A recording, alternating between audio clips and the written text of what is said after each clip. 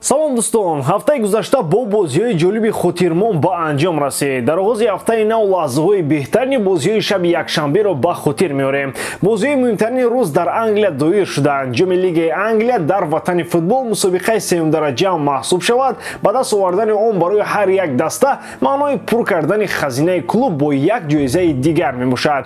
Ба финали имсола дастаҳои Ньюкасл ва Манчестер Юнайтед роҳ ёфтанд. Ин ду клуб дастаҳои дигарро дар роҳи расидан ба ин марҳила шикаст дода то Уэмбли роҳашонро ҳамвор карда тавонистанд. Ба рақобат дар ҳолатҳои гуногун ворид шудани дастаҳоро рафти бозӣ нишон дод. Шаҳри бозиҳои асосии шаби гузашта дар видеои имрӯзаи мо. Лайк монед ва ба канал обуна шавед. Мо дарҳол оғоз мекунем. Дӯстон, тамошои бозиҳои футболиро бо 1x бозам ҷолибтар кунед. Дар он ҷо регистратсияи осон, пур кардани маблағ, аз номи гӯшаву канори дунё, вале аз ҳам муҳим бонус то ҳаҷми $100 дар аввалин пардохт бо промокоди AMG 0777. Ссилкаи бозӣ дар комментария. Ба ҳама муваффақият. Ньюкасл вақтҳои охир мушкилӣ дорад ва дар Премер Лигаи Англия ҳам аз чаҳоргонаи аввал берун шуданд. МЮ бошад баръакс бо маънои хуб парида истодааст. Голҳои Каземиро ва Решфорд дар нимаи якум ҳолати кунунии хатти дифои Ньюкаслро нишон дод. Дар қисми дуввум шогирдони Тенхаг ҳисобро нигоҳ доштанд. Аввалин ҷоизаи Тенхаг дар маснади сармураббигии дастаи шаҳри Манчестер маҳз ба ҳамин бозӣ рост омад. Як ҳолати дигари беҳтарин барои Давид де Хеа рух дод. Ӯ дар 181 бозӣ дар МЮ дарвозаи худро гол нигоҳ дошт ва рекорди навро дар МЮ гузошт. Тенхаг дар роҳи дуруст қарор дорад. Бозии дигари муҳим дар Англия дербии шаҳри Лондон байни дастаҳои Тоттенхем ва Челси баргузор шуд. Оливер Скип дар ҳайати Тоттенхем бозингари ҳайати аввалия нест. Голи ӯ тасодуфӣ буд. Зарба наздик ба маркази дарвоза мерафт, аммо Кепа онро бартараф карда натавонист. Ин гол натиҷаи заҳмати сармураббиён ё натиҷаи кори онҳо набуд, танҳо тасодуф. Маъз ҳамин гол тақдири бозиро ҳал кард. Голи Харри Кейн дар охири рақобат танҳо мушкилиҳои бузурги Челсиро аён намуд.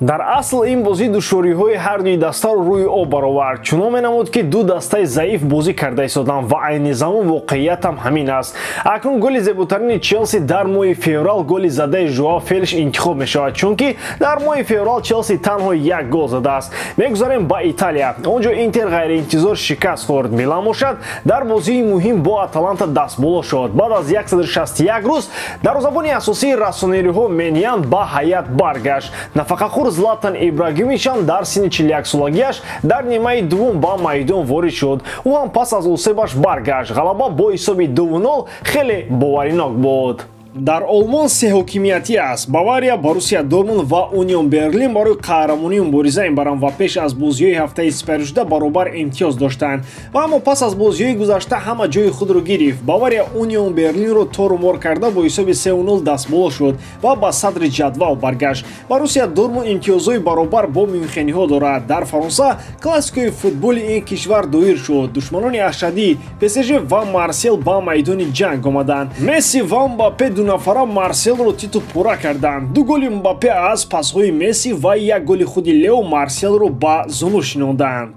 Барои Месси ин голи 700 дар клубҳо мебошад. Ӯ 24 имтиёз дар 20 бозӣ дар ҳайати ПСЖ аз рӯи системаи гол ҷамъи пас дорад. 12 гол ва 12 ассист. Ғалабаи бовариноки 3-0 мухлисони Парижро хурсанд кард. Инам дар ҳолест ки бозиро ПСЖ дар сафар доир намуд. Ҳама ин дар набудани Неймар шуд. Агар Неймар дар бозӣ мебуд, шояд ҳисоби рақобат 4-3 мешуд. Шармандагии асосии рӯзи охири ҳафтаи гузашта дар Испания рух дод. Дастаи 15-уми Ла Лига Барселонаро мағлуб кард. Ягона голи Албилол дар нимаи якум бозиро ҳал кард. Ду мағлубияти паёпаи Барса ба мухлисон дарди зиёд оварданд. Агар дар бозӣ бо МЮ хоҳишу идея дида мешуд, дар рақобат бо Алмерия бозии берангу бенур ва бе хоҳишу иштиёқи бозингарони Барса ба чашм расид. Чунон менамуд ки Роналд Куман баргаштааст. ҳимоятгари португалии дастаи Боруссия Дормунд Рафаэл Гереро омодааст то ба клуби дигар гузарад. ӯ чанд сол шарафи дормундиёро ҳимоя мекунад ва ҳамакнун омодааст клуб ва ҳатто чемпионати худро иваз кунад.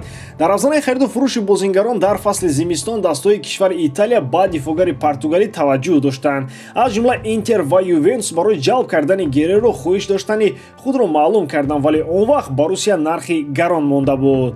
айни замон гуфта мешавад ки дастҳои кишвари Англия барои харидории Рафаэл талоши зиёд доранд. Яке аз онҳо Вестхэм ба ҳисоб меравад. Аз Лондон ғайр аз Вестхэм ҳамчунин Тоттенхэм ҳам мехоҳад кӯшиши ҷалб кардани бозингари португалиро намояд. Антонио Конте ӯро тавассути канор ҳамчун латерал истифода бурдани аст. Худи Рафаэл Гереро зид нест то ба кишвари Англия барои идомаи додани корномаи варзишиаш биёяд.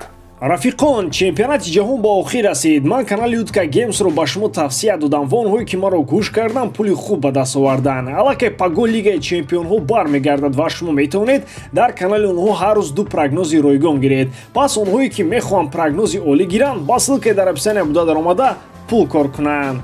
Париж Сен-Жермен дар ҷустуҷӯи ситораҳои нав аст. Айни замон диққати худро парижиё ба Муҳаммад Салоҳ равона карданд. суоле ба миён меояд ки боз кадом ситораҳоро ПСЖ мехоҳад ба сафи худ ҷалб кунад.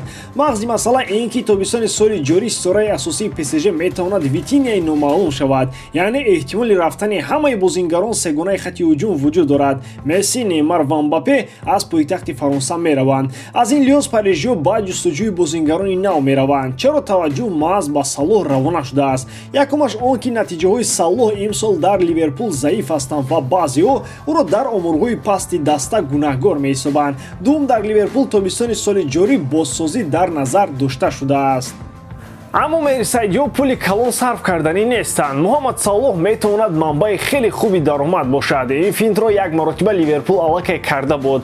онҳо Каутиньоро фурӯхта ба пули ӯ Ван Дейку Алисон Бекерро харидорӣ карданд. дар натиҷа дар қаҳрамониҳои Ливерпул нақши ин ду нафар бориз буд.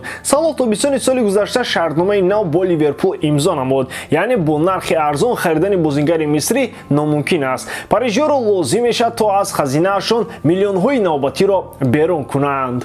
طبق معلومات‌های آخر لیو مسی از روی فرضیه فیفا بهترین بازیگر سال اعتراف خواهد شد. خاطررسانی می‌کنیم که امشب در فرانسه جایزه زبست تقدیم کرده خواهد شد. فاوریتان اساسی برای گرفتن جایزه امسال لیو مسی، کریم بنزما و کلیان امباپه به حساب می‌روند. روزنامه‌های ورزشی از آن خبر دادند که لیو به مشکلی امسال جایزه زبست رو می‌گیرد. سال گذشته زبست رو روبرت لواندوفسکی گرفته بود و امسال در قطار نامزدان اساسی نیست. گفته می‌شود که با مسی علاقه خبر دادند که سال جایزه رو محض او میگیرد. بسیاری‌ها دقت دادند که حمله‌گر آرژانتینی ریشه‌اش را به خاطر همین تراشیده است تا در مراسم جایزه سپاری نمودی خیلی خوبی ظاهری داشته باشد. طبق خبرهای آخر در نتیجه آوازدهی مسی از بنزما و امباپه برتری زیاد را صاحب شد. او با فرقت خیلی بزرگ از نامزدان اساسی در زینه یکم قرار دارد. جایزه زبست با بهترین بازیگر سال از روی فرضیه فیفا داده می شود. چون مسابقه اساسی فیفا جام جهان است، پس احتمالاً جایزه امسال را محض لیو مسی میگیرد. با همین تمام. باید که ایجادکاری من و شما پسند میاد. لایک، کامنتاریا و در کانال ابونه شدن رو از یاد نبرید. با شما بسیار وقتا محمد گیروف. خیر برادران، در پناه الله.